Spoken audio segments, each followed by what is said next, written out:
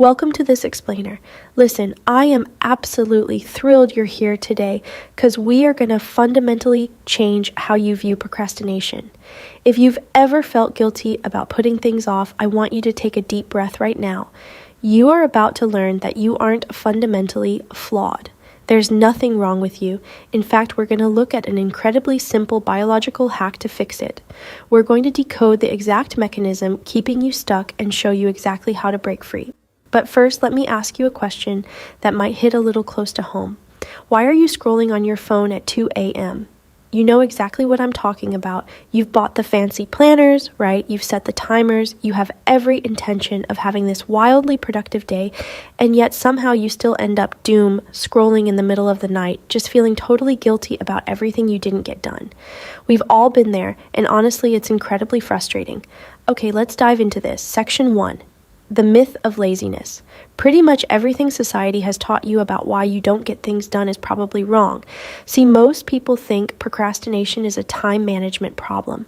We think it's just laziness or a lack of discipline, but the darker truth here is that procrastination is actually an emotional survival mechanism. That's right.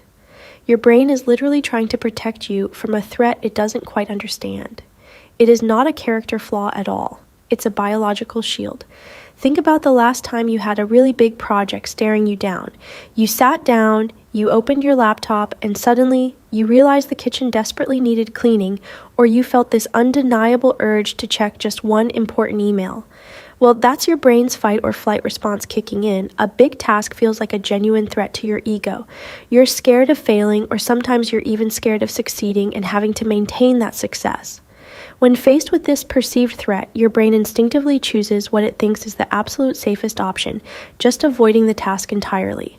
That brings us to Section 2, the biology of avoidance.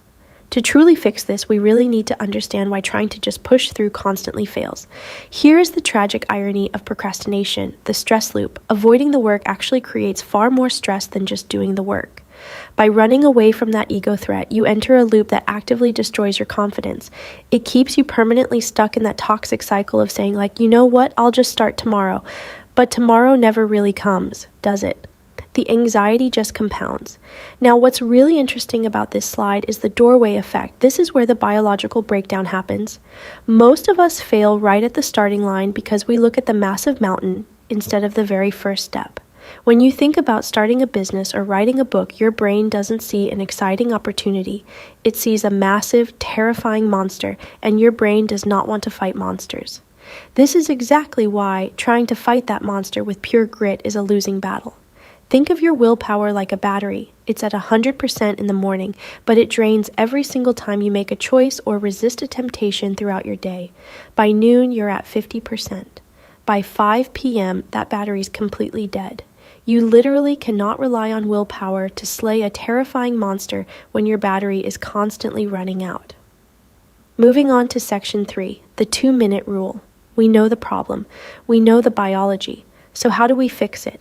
What if I told you that you could shut down the panic part of your brain and break that awful stress loop in exactly 120 seconds? Seriously.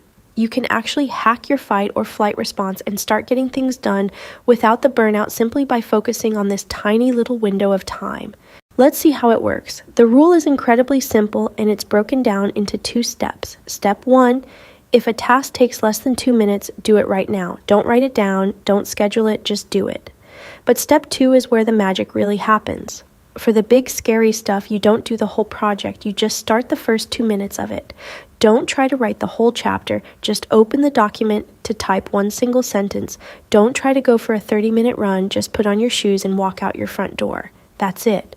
Section 4, the physics of starting. So the crucial point is, why does this feel so magical? It all comes down to the transition. Almost nobody realizes this, but the hardest part of any task isn't the actual work itself. The absolute hardest part is moving from not doing to doing. The solution isn't to force yourself to do hard work.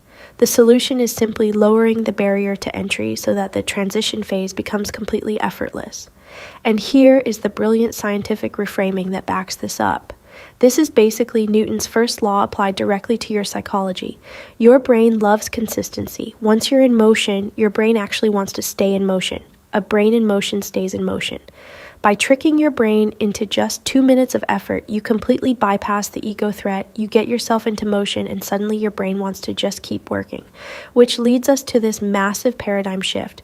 You gotta stop trying to be a productive person and start being a person who starts. People who successfully apply this rule realize a really profound truth. They didn't need more motivation. Motivation is totally fleeting. What they needed was to become someone who just takes the very first step. Let's do a quick reality check here, because I want you to really internalize this. You aren't broken. If you've been feeling stuck, it's simply because you're human. Look at the facts. The modern world is literally designed by engineers to steal your attention, while your ancient brain is designed to keep you safe by avoiding threats. You are just caught in the middle. But true growth, that happens right there in that tiny, uncomfortable space between the two. Let's move to and see how this builds. The ultimate takeaway is staring right at you. You don't need a new productivity app. You really don't need an expensive, fancy standing desk. The solution is shockingly simple and requires absolutely no new tools. You just need to lower the stakes, stop fighting the monster, and just take that first 2-minute step. So I'm leaving you with a direct challenge today. Think about it. What is one thing you've been putting off for weeks? A terrifying email, a creative project, maybe cleaning a room? I challenge you right now, as soon as this explainer ends, to set a timer for 2 minutes. Just 2. Don't worry about finishing the whole shebang. Just start, because I promise you your future self is going to thank you for taking that 120-second leap today.